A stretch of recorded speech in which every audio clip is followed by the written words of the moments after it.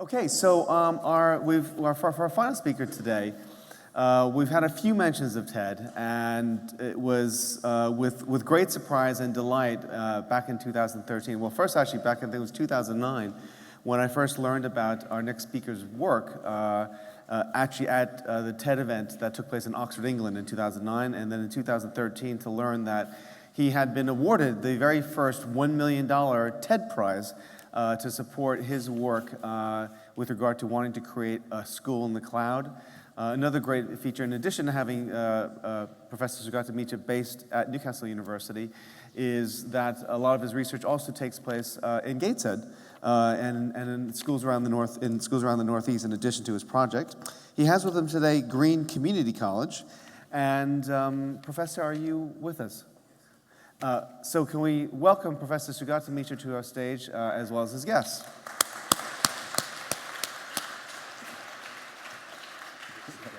Thank you. Thanks. It's a pretty long story, which I have to condense into a very short period of time. And it's about, well, it started off with being about education, but it really isn't anymore about education. It's about knowing and what that means. So here we go, if I can have my presentation up there. It started out a long time ago, about 15 or 16 years ago, in India. And it started with a little experiment. And it was an experiment which had no expected outcome. It was just an experiment to see what would happen if children who had never seen a computer before, who didn't know any English, and who had not heard of the internet, remember it's 16 years ago, what would happen if they were to encounter a computer? The press called it the hole in the wall experiment because the first of these experiments was a computer which I had embedded into a wall in a slum in New Delhi. And it produced a rather strange effect. About 8 hours later, we found that the children were surfing and they were teaching each other how to surf. And everybody said, but that's not supposed to happen, because how are they supposed to do that? I mean, how are they reading anything on the screen in the first place? Then they said, well, somebody must have shown them, because right next door was a big computer school where I used to work. So I repeated the experiment again, and I went very far away from Delhi into the kind of Indian village where the chances of a passing software professional would be very low, and saw that the same thing happened again. And then I tested it all over India, all over Cambodia, in several places in Africa, and everywhere, children given a computer to start doing things with it. Who was teaching them? Well, it took a long time for everybody to figure out, including myself, that nobody was teaching them. You could say, were they teaching each other? But they couldn't have been doing that, because who was the teacher? So then I figured, after many years, that there was learning happening with no external influence. It was happening by itself. I continued with all of these experiments for a long time, trying to see how far can children go with computers and the internet, and discovered that there doesn't appear to be any limit at all. I came to the Northeast in 2006, and I continued these experiments here, and finally had to write a sentence which is quite hard for a teacher to write. Groups of children using the internet can learn anything by themselves. Now, it doesn't sound very nice in writing that in a university, because, people said, well, so what are you trying to say? I didn't quite know, except that I could perhaps try to use it inside a classroom. At around that time, I met a school teacher here in Gateshead, Emma Hodgson, And she was quite caught up with this idea. And she said, let's take it into the primary schools in Gateshead. I was at the same time also simultaneously doing these experiments in India. And there was one more thing we started out of Gateshead. In India, I noticed that when children learn by themselves, if there's an admiring adult, then the learning seems to accelerate. Not a knowledgeable adult, not a teacher, but just somebody who says, wow, that's cool, how did you do that? And, children go one step further. Back in England, I made in an article in the Guardian newspaper, I made an appeal saying, if you are a British grandmother, if you have internet and a web camera, can you give me 1 hour of your time for free every week? And I got hundreds. What were they supposed to do? Well, I said, you're not supposed to teach anything. You're simply supposed to admire children who are fiddling around with the internet. You're supposed to say, that's cool. We called it the Granny Cloud. It started from here in Newcastle. It's been in existence since 2009, and it's got many people. It's got a floating population of about 50 or 60 who are active at a time, and there are about 500 or 600 in the database. So we found that children can teach themselves, or not teach themselves, children can learn things by themselves with no ostensible input from anywhere other than the internet, and that a friendly mediator can assist this process or accelerate it. All of this got put together in the Gateshead schools. We called it a self-organized learning environment. I took the words out of physics, actually. So self-organized doesn't necessarily mean organization of the self, as it sounds.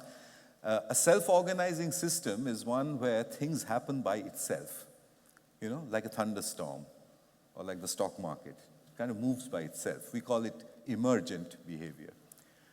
So could learning happen that way, particularly at the primary level?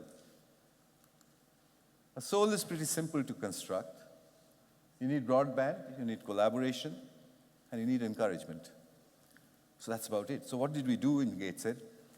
Emptied out classrooms, put in about, say, 5 computers, bring in about 20 children, and ask them a cool question. We ask them a question like,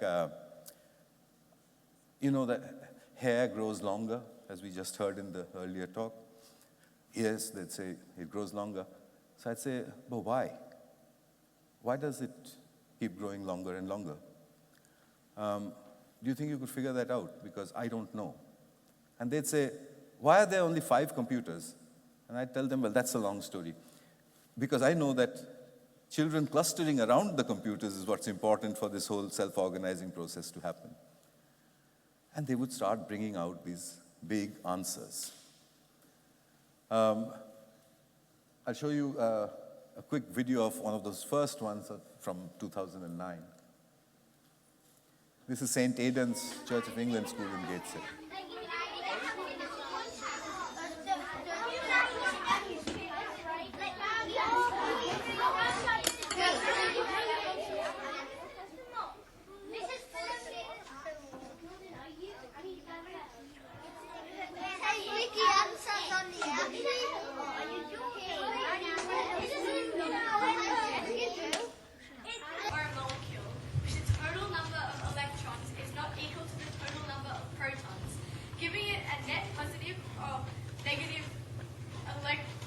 Electrical charge. The net charge on an ion is equal to the number of protons in the ion minus the number of electrons. That last bit you saw is not from Gateshead, it's from Melbourne, Australia. When I started out from Gateshead, teachers started talking to each other. The idea of the soul spread out from here into the rest of England, then into Europe, and then it went viral. By 2011, it was everywhere. Southern Australia picked it up in a big way, and that little clip is from there. It's a 12-year-old speaking at least 5 or 7 years ahead of her time. just because I'd given them a question, which was, I think I'd asked them, what is an ion? And this is what happened. Back here, I got a prize. It's called the TED Prize. And I decided that I would build 7 experimental facilities where I would take the self-organized learning environment and the granny cloud, put it together, and just hand it over to the learner. Distance the teachers. And over a 3-year period, we'll see what happens. About 2 of those years have passed, and 2 of those laboratories are here. One in Newcastle in Killingworth, the other in Newton Aycliffe, County Durham, in a school called the Greenfields Art Center. I thought I would tell you about what happens in there, but then since Greenfields is so close, I asked a few of the people there to come here and perhaps tell us in just about 5 minutes what happens in your school.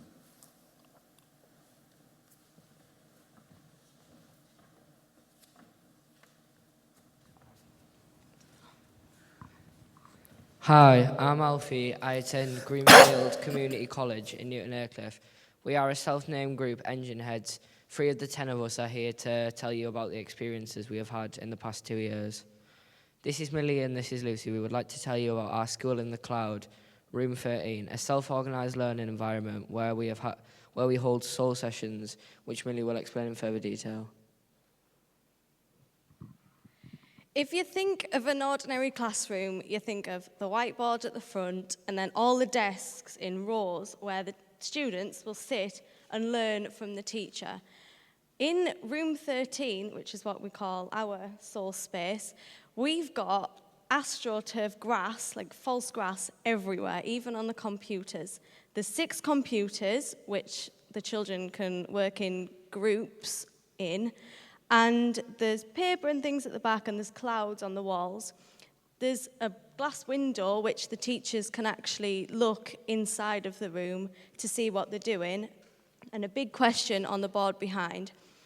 When the students are actually in the room, they can move about at any time that they'd like, and when the teachers are sat outside the room, they freak out because they're like, this isn't an ordinary, like what they call learning. And there was actually this boy one time who went with this bunny around all of the rooms, and the teacher outside was thinking, he's not doing any work, he's not learning anything. And she really, really wanted to go in the room and say, can you sit down and get your head down and actually work? And this boy had actually, at the end of the session, learnt the most because he was actually getting the ideas from all the other groups and coming up with his own conclusion. And that's the great thing about learning in a classroom like this, because you can actually go in and learn from each other in the groups, which Alfie's actually going to explain how it's different. Basically, when you think of a normal classroom, as Millie said, you think like whiteboards and stuff, and this is totally different. Your lessons are totally different. It's not working towards one answer. It's coming to your own conclusion and like taking what you want to take from the lesson. There's like not 2 same answers. They might sound similar, but there's not 2 groups who come to the same exact conclusion. And it's just about coming to your own conclusion, as I said, and I'm not really sure how to explain. Sometimes, if you're doing a question on science, you can actually start off with science, but then go to RE. Whereas in a normal classroom, the teachers actually put on a lesson plan where you're going to learn this, and you're going to learn this, and then you're going to do a presentation at the end on what you found out. Whereas in SOLS, it is suited to your learning. So if you feel like you want to learn more about like God and how God plays into science, then you can. It's not cut down to what anyone else thinks that you should do. And also, like Millie was saying before, you can swap groups at any time. You're not just confined to one group. So if you think, I'm not learning well with these people and I feel I'd be better off in another group, you can just get up and move to a different group at any time. And then also you can go around and look at other groups and see what they've got. and that all factors into your conclusion at the end. So it's about what you've taken and not what you want. What you're not copying off your friend and what they've taken. So yeah, and then I'll just hand over to Lucy about how it's different from other classrooms. So it's different way of teaching and learning, which changes the role of the teacher and the pupil. Instead of just thinking of a borderline answer, I constantly are thinking, well, there's a bigger answer that I can use instead of just what should be used. And some of the stuff that we learn in SOLs is, you might not think it's relevant, but then when you get into classwork and stuff, you're thinking, oh, right, yeah, I know what that is because of SOLs, and it helps me, especially in class, for thinking knowledge that I wouldn't have normally have worked with. Also, one of the experiences we've had with SOL sessions is in English at the start of year 9, we went in for a whole term, one lesson every week when we were reading a book to learn about like different aspects of the book. And every week there was a new question relating to the book and how far we've gotten. And you were thinking, oh, why are we doing this? It's just a repeat every week. But then when you were in the classroom later in the week, you're thinking, oh, this is factored into it a lot. And it helped you with your work in class. The question that you actually get in the SOL session usually develops more questions, which actually after the SOL session and in the classroom afterwards, you go back and you research those questions that you didn't get the time to find the answer to, which actually broadens your learning even more. Well, thanks. Thanks very much. I think that's a pretty clear idea of what goes on in there. It's go ahead. Thank you. Thank you.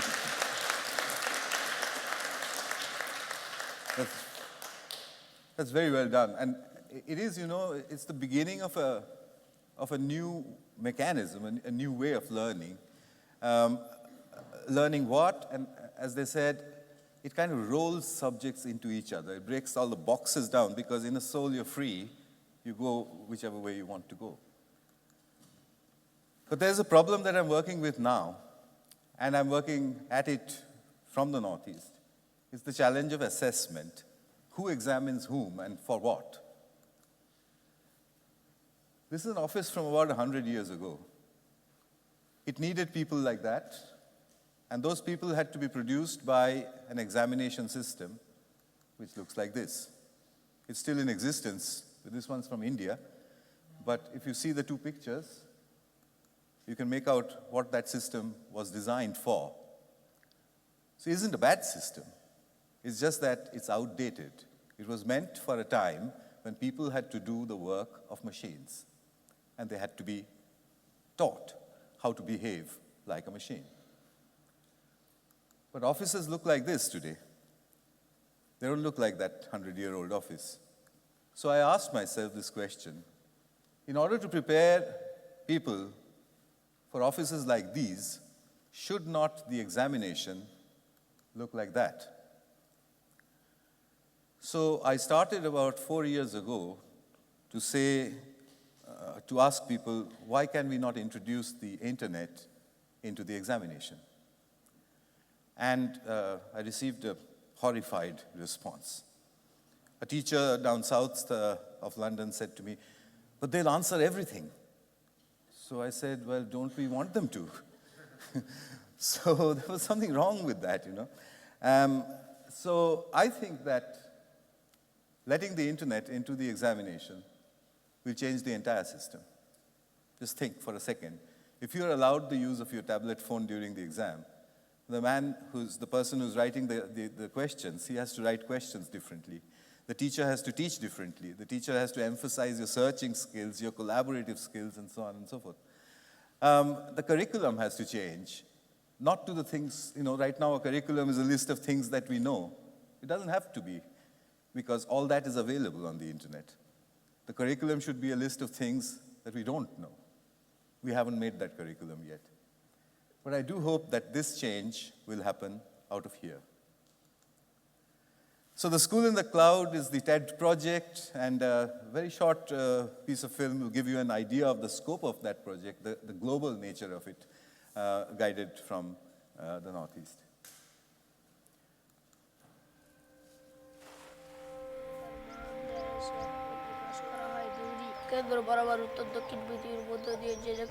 What is the future of learning? Schools as we know them now, they're obsolete. My wish is to build a facility where children go on intellectual adventures driven by the big questions which their mediators put in.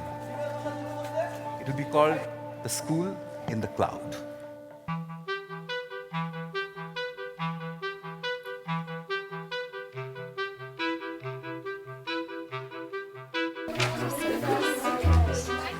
You make your own groups, you can change your groups, you can walk around, you can look at other people's work.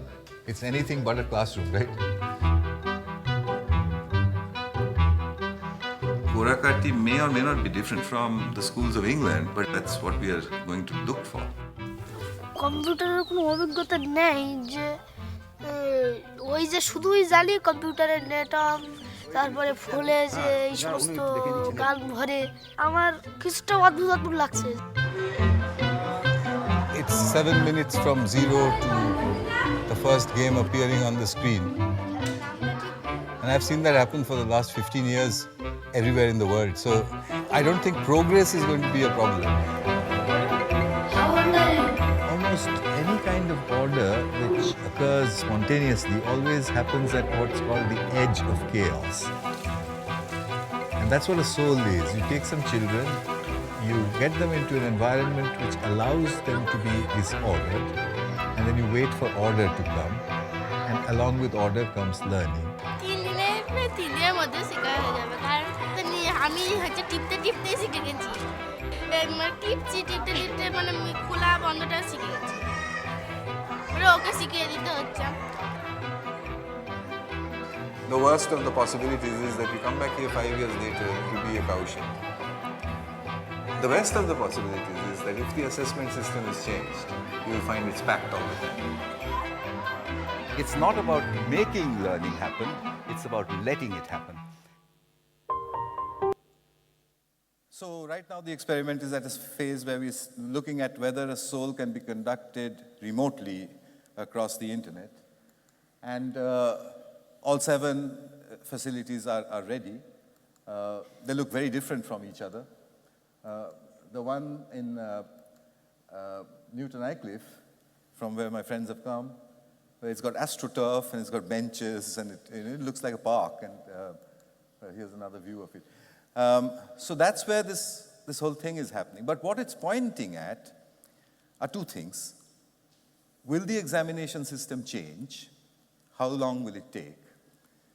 The Cambridge Assessment Board, which had called me for a similar kind of lecture, said something very positive. They said, it's not a question of keeping the internet out of the exam.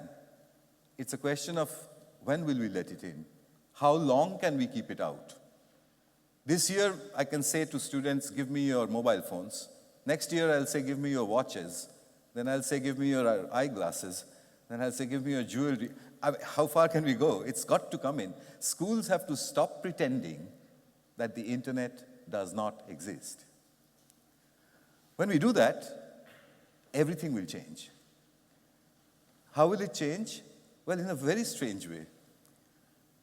Suddenly, inside school, you have the collective consciousness of 1 billion people available to you all the time. What will it do? According to me, it will challenge something very dear to us. It will challenge the idea of knowing. You know, it seems like a horrible thing to say. It's what makes us human, our ability to know. But I think that knowing will be superseded by a kind of a giant consciousness that the internet already is. It will no longer matter whether you know something because you learned it in school or you learned it a minute ago from YouTube. Just as when Joseph Swan had made the light bulb in this part of the world, in a way what he did was he made darkness obsolete. And I think what the school in the cloud is pointing at is a future where knowing will be obsolete. And that movement would have started from right here. Thank you very much.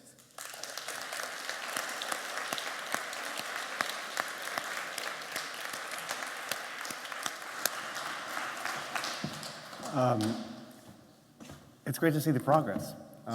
Seriously, it's because obviously we've met at various points along the journey, and it's great to see it happening. So much of it is actually here, and it's great to see students with actual feedback, if you will, because to some extent, I guess, well, a lot of it was sort of these experiments, and it's wonderful to see it being rolled out. So, what is there a next major milestone for you in this journey? Yes, there is. You see, so far, I used to speak at academic conferences. There was a lot of curiosity from teachers. During the last 1 year, that has shifted a little bit. I get the calls now from governments. So in the last 1 month, I've been traveling almost continuously, and I've been meeting governments, education ministers who ask, what does this mean? What change shall I make? How shall I make it? So I met the education minister in Jakarta a week or 10 days ago. I met the education minister in Buenos Aires just a few days ago.